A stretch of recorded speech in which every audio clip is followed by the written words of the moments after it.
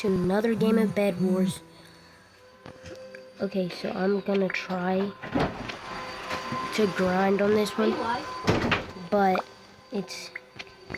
I die like every single time, so.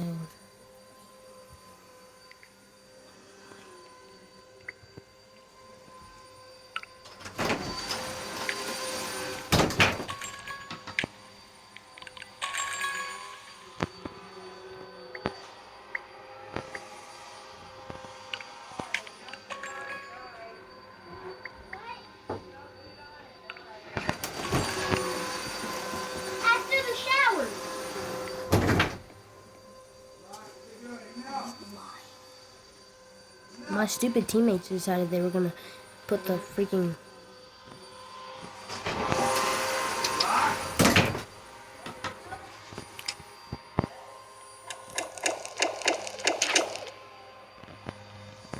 Get out, bro. Get out. Freaking heck out of here.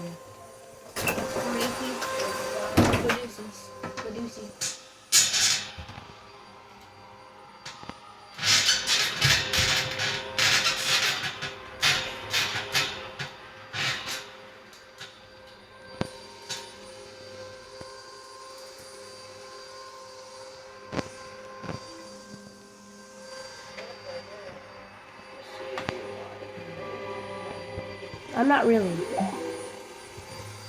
It won't let me. I have to wait 24 hours. To be what? Yeah, because I just now got my... Did it tell you that? No.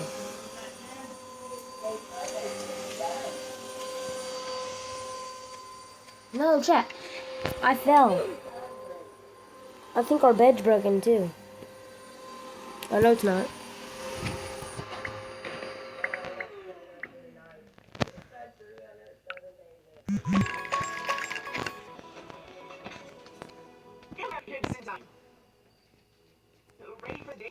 Bro, don't mind the video thing in the background. That's my little brother.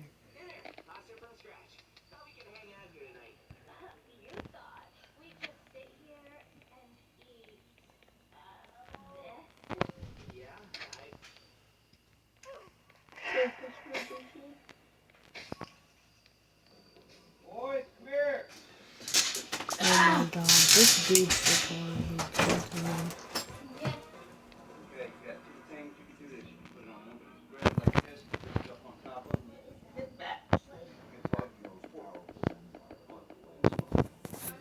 And the last Alright, I'm gonna see. reserve currency. It took me through the rise and decline of the Dutch Empire and the guilder, the British Empire and the pound, the rise and early decline in the United States Empire and the dollar, and the decline and rise of the Chinese Empire and its currencies, as well as the rise and decline of the Spanish, German, French, Indian, Japanese, Russian, and Ottoman empires, along with their significant conflicts, as measured in this chart. To understand China's patterns better, I also studied the rise and fall of Chinese dynasties and their monies back to the year 600. Because looking at all these measures at once can be confusing, I'll focus on the four most important ones: the Dutch, British, US, and Chinese. You'll quickly notice the pattern. Now let's simplify the form a bit. As you can see, they transpired in overlapping cycles that lasted about 250 years, with 10 to 20-year transition periods between them. Typically, these transitions have been periods of great conflict, because leading powers don't decline without a fight. So how am I measuring an empire's power? In this study, I used 8 measures. Each country's measure of total power is derived by averaging them together. They are education, inventiveness and technology development, competitiveness in global markets, economic output, share of world trade, military speed, the power of their financial center for capital markets, and the strength of their currency as a reserve currency. Because these powers are measurable, we can see how strong each country is now, was in the past, examining the sequences from many countries, we can see how a typical cycle transpires.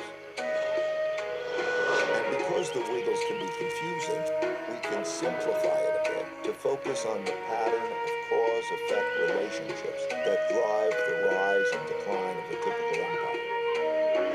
As you can see, better education typically leads to increased innovation and technology development, and with a lag, the establishment of the currency as a reserve currency.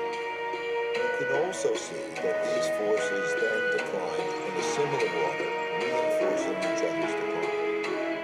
Let's now look at the typical sequence of events going on inside a country that produces these rises and declines.